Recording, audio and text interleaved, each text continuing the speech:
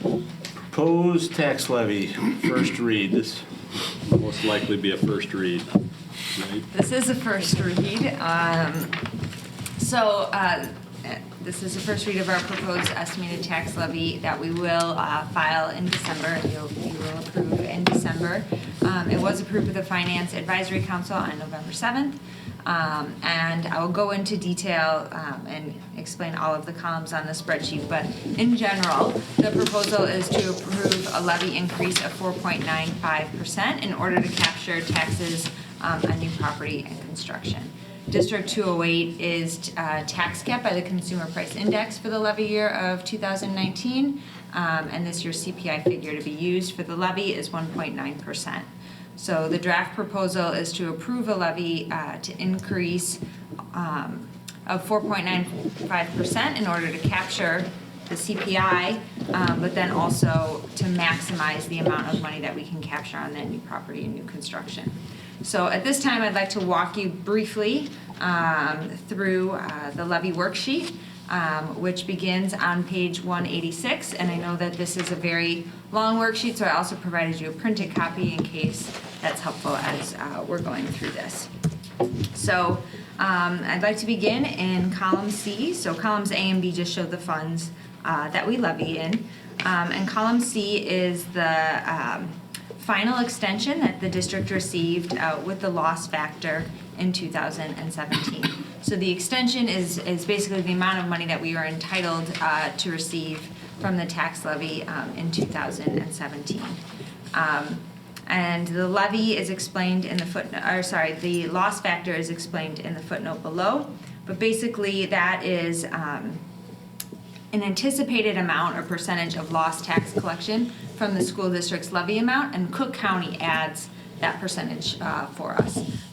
Traditionally, we've used 3% for the loss factor on operating funds, and traditionally it's been 5% on debt service as well. But the Cook County adds that in, and so that's why you see all these different numbers with the loss factor versus without the loss factor as we're going through this worksheet.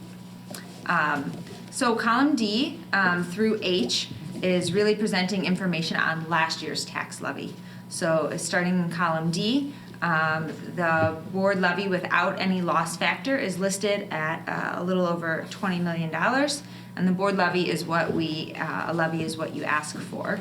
When you go to column E, that is the extension without the loss factor, so that's the amount of money last year that the district was entitled to receive. And then column F is that extension with the 3% loss factor added in.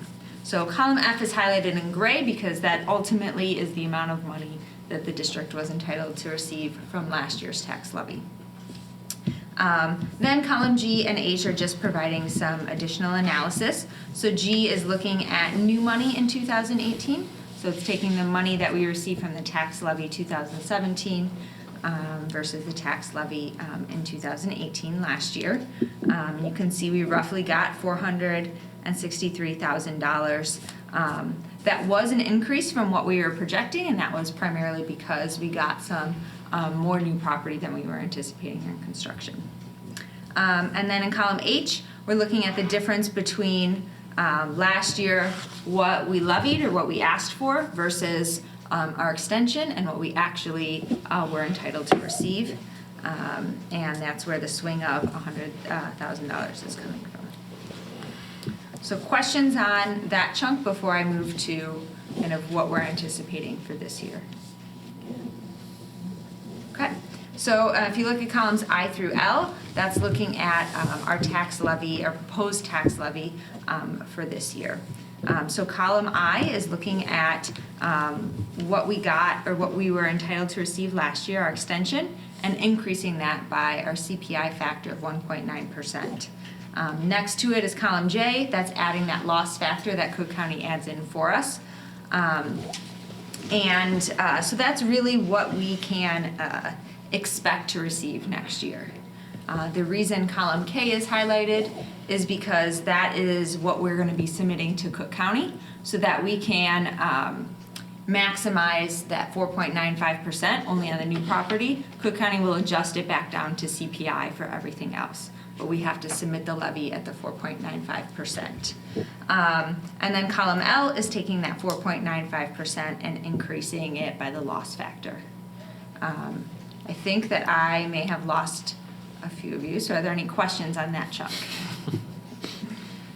You can tell by some faces it's very late as well, and it's been a long board meeting. Column M is the most I was important, right? just going to say that's the Okay. punchline. So as long as we're good with that, then we move to column L and column M, and column M is our expected new money from this year's tax levy versus last year's tax levy.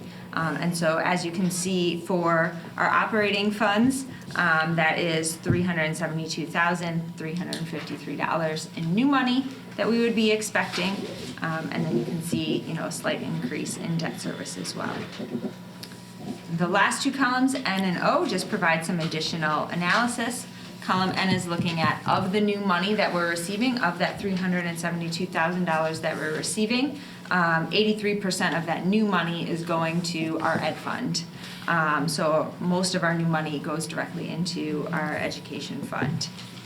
Column O is looking at the levy as a whole, and so looking at that roughly almost $21 million, what percent of that goes into the ed fund versus the other funds. So you can see 66% of the overall levy goes into the ed fund, and then O&M has 7% as the second highest. Debt service is always separate because it's not an operating fund, and technically Cook County levies that for you on your behalf. Any questions? I did not receive any questions on the levy, Kristen, so unless someone has something tonight.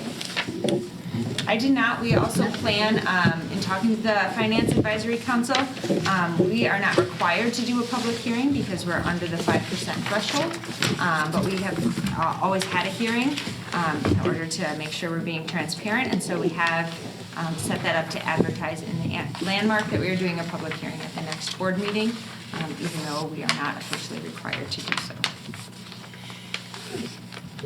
And that is it for my presentation. Matters for closed session. Personal, student discipline, sale or lease of property pending litigation, collective negotiations, School safety's on it. school safety. Visitor statements, none. No, I'll read them. No shorter. Discussion items.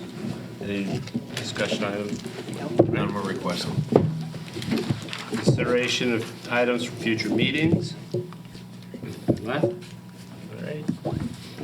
All right. Resolution for closed session. The Board of Education, Township High School District 208, Cook County, Illinois, enters closed session for the purpose of considering appointment, employment, compensation, discipline, performance, or dismissal of specific employees of the public body or legal counsel for the public body, student discipline, purchase, sale, or lease of real property, probable, imminent, or pending litigation, collective negotiations, and school safety. Second? Second. Ms. Sierra? Yes. Ms. Towner? Yes. Ms. Salas? Yes. Yes. Yes. Yes.